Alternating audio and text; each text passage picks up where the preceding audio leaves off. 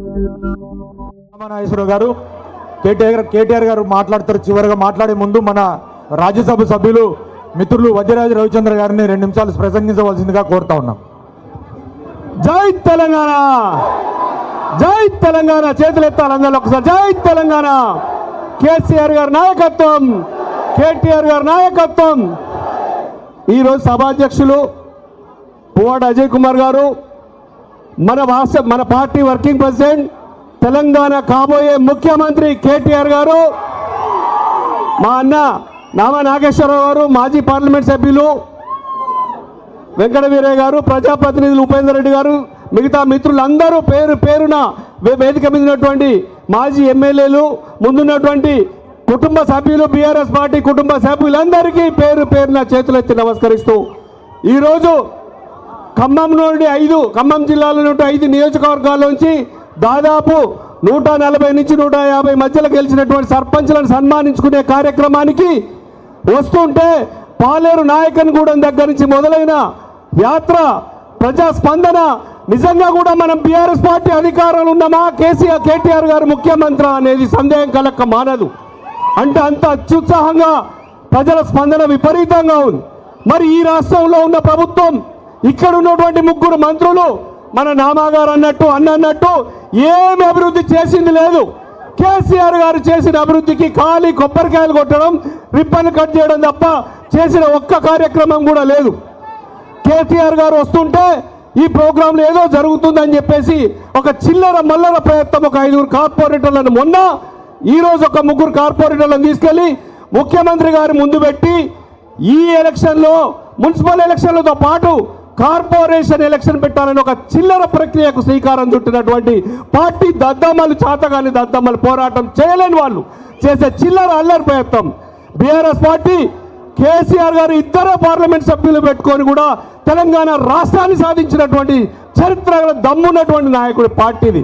నాయకులను పుట్టించడం కాదు, నాయకులను తయారు చేసుకోవడం బీఆర్ఎస్ పార్టీకి తెలిసినటువంటి చరిత్ర.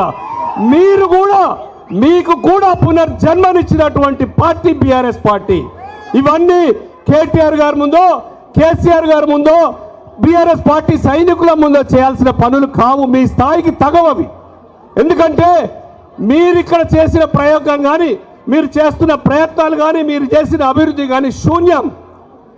10 ఏళ్ల కేసీఆర్ గారు 69 ఏళ్ల సహకారానికి, స్వప్నాన్ని, కలనే సాధించినటువంటి తెలంగాణ రాష్ట్రాన్ని తెచ్చినటువంటి కేసీఆర్ గారు 10 ఏళ్లలో అనేక ప్రాజెక్టులు కట్టి నీళ్లు, నిధులు, నియామకాల వైపు తీసుకెళ్తే ఒక మాట చెప్పక తప్పదు.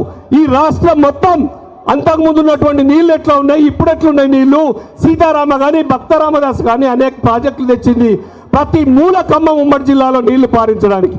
మీరు అప్పుడేమో సీతారామ ఇల్లందు నియోజకవర్గం కూడా మొత్తం కావాలని కొట్లాడారు. ఇప్పుడు ఇల్లందు నియోజకవర్గంలో కొన్ని మండలాలు, గార్ల, బయ్యారం, ఇల్లందు, డొన్నకల్, కొన్ని మండలాలకు నీళ్లు అందకపోయినా వాళ్ళు నా దగ్గర ఎకలపక్షం వాళ్ళు వస్తే నేను హరీష్ అన్నని కలిపిన, ఇప్పుడు రామన్నని కలపడానికి కూడా వచ్చారు. వాళ్ళకు కూడా మున్నేరు ద్వారా నీళ్ళు ఇవ్వడానికి కూడా మీరు చేయకపోతే, అధికారంలో ఉన్న పార్టీ, ఈ ప్రభుత్వం మీరు చేయకపోతే మా పార్టీ అధికారంలోకి వచ్చినాక ఖచ్చితంగా చేసి పెడతామని వాళ్ళకి హామీ ఇవ్వడం జరిగింది. మీరు ఏం చేయరు, కానీ అలవిగానే హామీలు ఇచ్చి మోసం చేసి అధికారంలోకి వచ్చారు. కనీసం నేను ఒక బీసీ బిడ్డగా చెప్తున్నా, నేను రాజ్యసభ సభ్యుడిని అయితే నా కళలో కూడా ఊహించుకోలేదు.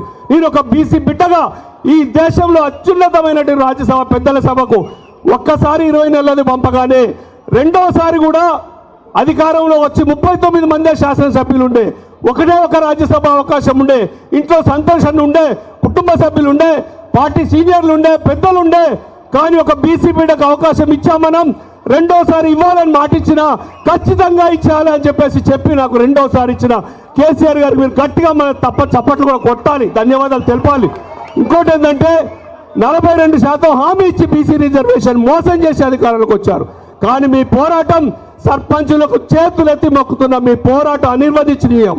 మీరు బీఆర్ఎస్ పార్టీకి శక్తినిచ్చారు, ధైర్యాన్ని ఇచ్చారు, ఊపిరినిచ్చారు. అట్లాగే ఎంపీటీసీ వచ్చినా, జెడ్పీటీసీ ఎలక్షన్ వచ్చినా, ఇప్పుడు వచ్చిన మున్సిపల్ ఎలక్షన్లో కూడా, కార్పొరేషన్ ఎలక్షన్ వచ్చినా కూడా ఖచ్చితంగా బీఆర్ఎస్ పార్టీ గెలుపు తథ్యం. ఎందుకంటే ఇక్కడ మీకు అయిపోయింది, భూస్థాపితం స్టార్ట్ అయిపోయింది. దాదాపు 40% సర్పంచులు గెలుచుకున్నాం. మీతో పాటు అనేక నియోజకవర్గాల్లో, ఉపేందర్ రెడ్డి గారి నియోజకవర్గంలో దాదాపు 4000 తేడా ఓట్లకు వచ్చింది. ఒక్కొక్క శాసనసభలో సర్పంచులు మీరు అధికారంలో ఫోర్స్ చేసి గెలిపించుకోవచ్చు కాక, కానీ శాసనసభ లెక్క తీస్తే 4,000, 5,000, 10,000 తేడాకు వచ్చింది. 50,000 మెజార్టీతో గెలిచినటువంటి సత్తుపల్లి కూడా లీడింగ్కి వచ్చే పరిస్థితి వచ్చింది. ఇప్పుడు ఎలక్షన్ జరిగితే దాదాపు 90 నుంచి 100 సీట్లు బీఆర్ఎస్కి వస్తాయి. ఖచ్చితంగా సిద్ధంగా ఉండాలి, మనం కొట్లాడాలి, ఫైట్ చేద్దాం. నేను ఎక్కువసేపు మాట్లాడిక ఎందుకంటే ఆలస్యమైంది. దయచేసి ఈ సమయం ఇచ్చిన పెద్దలకు ధన్యవాదాలు తెలుపుకుంటూ జై తెలంగాణ, జై KTR. Thank you very much. ఇప్పుడు మన కేటీ రామారావు గారు మన ఉద్దేశించి ప్రసంగించే ముందు మనం అందరం ఒక్కసారి పిడికిలు బిగించి జై తెలంగాణ, జై తెలంగాణ, జోహార్ తెలంగాణ మరి వీరులారా, కేసీఆర్ గారి నాయకత్వం, కేటీఆర్ గారి నాయకత్వం, వదిలాలి బీఆర్ఎస్ పార్టీ. ఇప్పుడు గెలిచిన సర్పంచులందరి తరఫున మన మిత్రులు నాగరాజు గారు వారికి ఒక నాగలి ప్రజెంట్ చేస్తారు. తర్వాత మిత్రులు అందరూ కూడా సర్పంచులు అందరూ ఉన్నట్టుగా భావించాలి.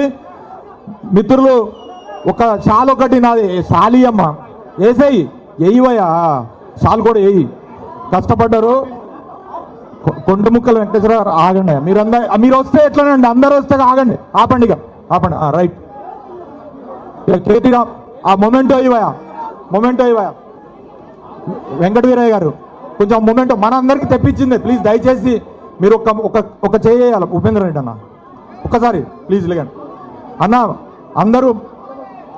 అందరూ మాజీ ఆగండి ప్లీజ్, పదండి నడవండి కదండి.